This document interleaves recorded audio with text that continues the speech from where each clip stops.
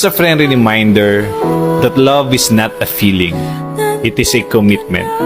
Alam mo, sa totoong buhay, hindi naman palaging masaya ang isang relasyon. Dadaan at dadaan kayo sa maraming problema, maraming pagsubok, maraming misunderstanding, tampuhan, away, at haharap kayo sa buhay na hindi naman madali. Kakaroon kayo ng sawaan, mawawala yung excitement, yung spark. Kasi nasanay naman talaga kayo sa isa't isa.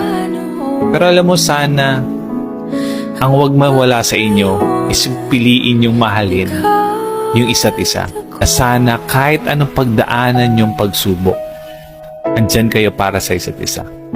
Lagi niyong pinipiling tulungan, palagan, at mahalin yung isa't isa.